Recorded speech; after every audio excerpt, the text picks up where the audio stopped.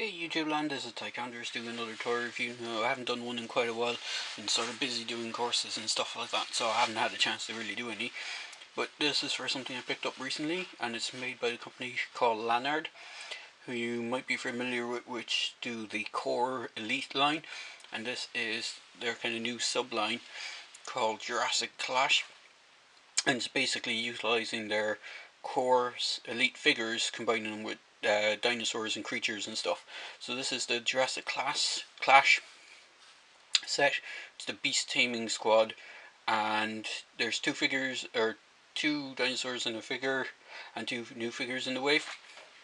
This being one, I didn't pick up both, but I only had enough for one, and this is the Triceratops figure set.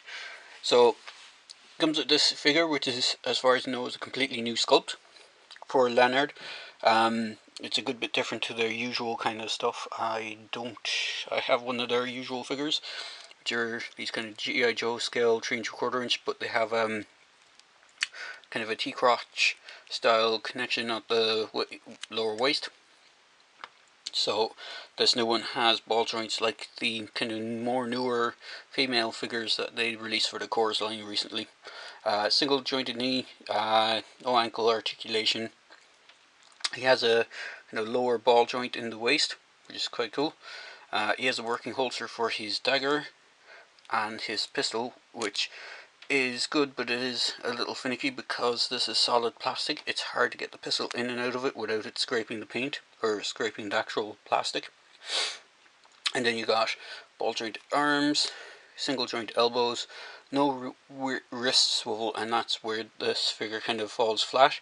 It would have been cool if they had added just that extra bit of swivel in the wrist. And then the head does have a little bit of forward and back, not much, and side to side. He can't do 360 because of the bulk of the armor, but it's quite nicely done. And again, like most Core or Lanard figures, the front half of the figures has some paint apps, whereas when you flip around to the back it has none. So if I bring in the previous figure, as you can see, this one has all kind of camo on the front.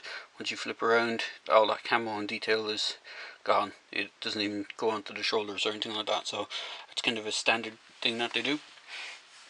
Now he does come with even more accessories.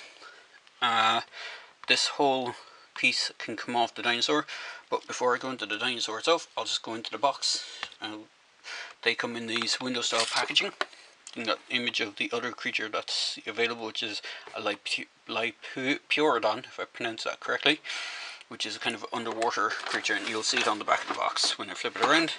So there is a Lipeurodon, which is a kind of like a mosasaur, kind of like similar to the creature that was in Jurassic Park, but I think a bit smaller. And they showed the Triceratops one again. Interestingly, they showed one of the female Core figures with the Triceratops as opposed to the Lipeurodon. And right up, if we can just bring it in to focus, bear with me a second. I'll just hold the camera on that. Hopefully you're able to read that. It's quite a long-winded one, so I'm pressed for time, so I won't read it out. Usually I do. But the box is quite nice. It has windows on all sides bar the bottom, and then it just has the legalese stuff at the bottom. So the Triceratops itself is an all new sculpt, and it's quite a nice sculpt. Now this top piece comes off, and the belt piece is just held on with a single strap, and it should be completely removable as well. And once it's removed, you have a nice Triceratops figure. I haven't actually removed this, so let me see if I can get it off. It's a bit tight and I'm constrained for time. So, but once you do remove it, there is a peg hole at the top where the actual where this pegs into, this kind of what I'd call a generator, or engine sort of type thing. So it kind of plugs into that peg hole, if I can find it. There it is. And then this piece clips over the tail and kind of connects onto one of the spikes. What's cool is it comes with these kind of melee accessories. So you have like a pickaxe and two axes, and they're actually removable, and the figure can actually hold them as well, which is quite nice. Articulation on the dinosaur, there isn't really any, bar the mouth, but the mouth is very nicely sculpted. So when you open it up, you can see it has like the kind of fleshy bit at the side, and it has a tongue inside. It's not just a plain, unsculpted. and the sculpt on the dinosaur is quite nice. It has some nice paint apps. They didn't kind of scrimp on the paint. I kind of like the way it kind of has the yellow frill around it, and then it has kind of brown scaling with green. It's very nicely done.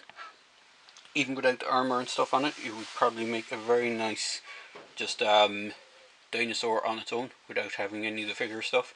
But it's kind of a nice addition to have both. So at the moment, I haven't picked up the Lipeurodon.